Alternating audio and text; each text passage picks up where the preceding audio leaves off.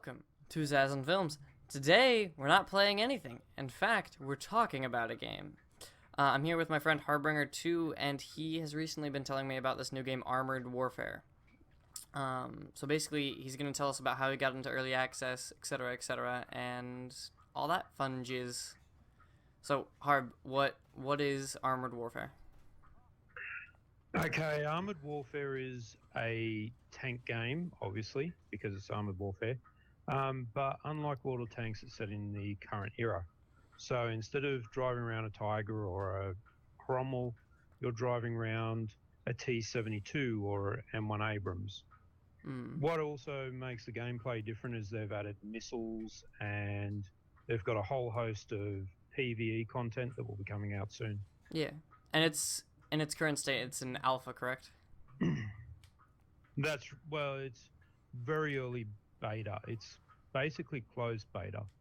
Now, I got into the early access program because I bought a founders pack. So I think the bottom founders pack is $14.95 US. Okay. That gets you basically instant access to the game and some nice little bonuses. I went for a package up from that, which got me a free commander and tank. You can go for the top package, which I probably will eventually do that. They're still working on a lot of the designs and all the rest of it. Unlike World of Tanks, there's not a traditional tech tree, which is good.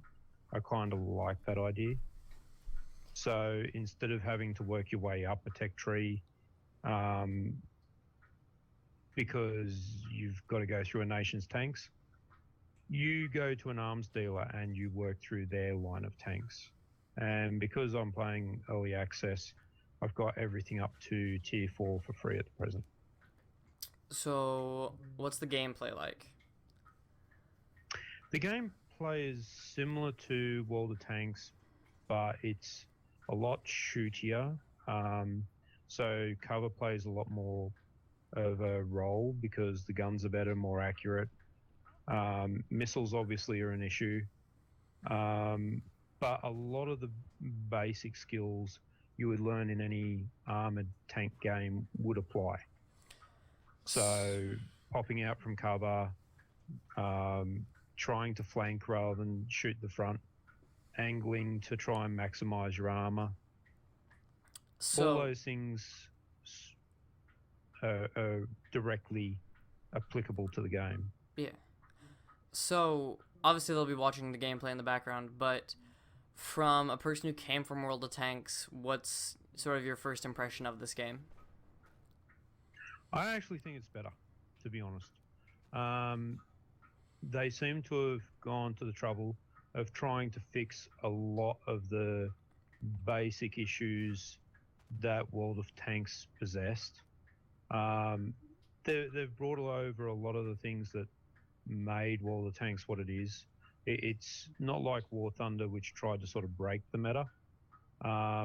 War Thunder was trying to present itself as something more authentic, more realistic, whereas World of Tanks and Armored Warfare in this instance are trying to be more of a fun, competitive game.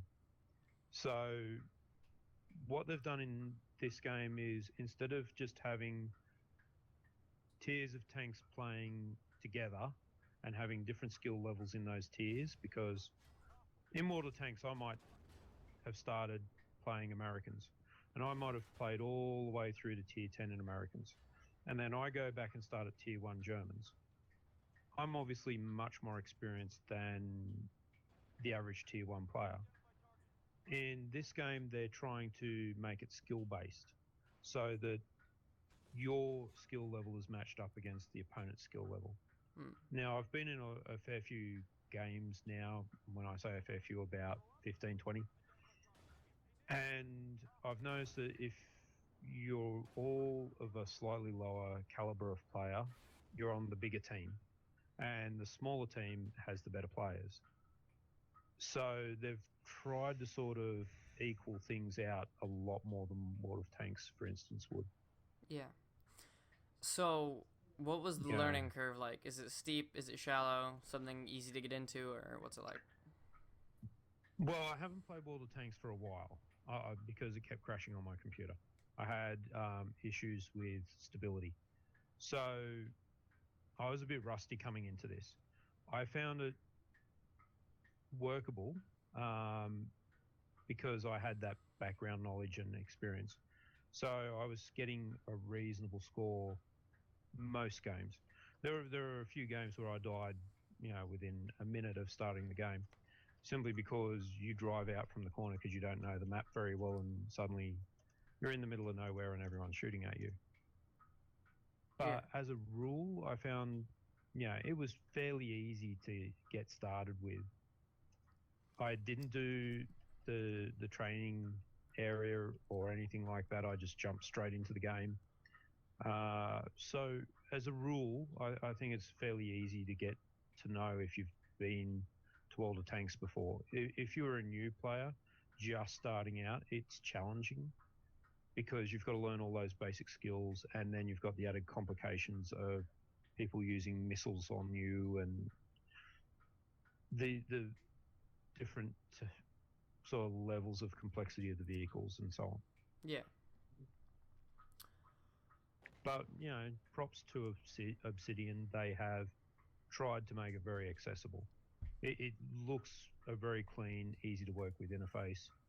I'd be happy taking someone who'd never played a tank game into this game and showing them how to play a tank game through it. It's not as clunky in the way it operates as some.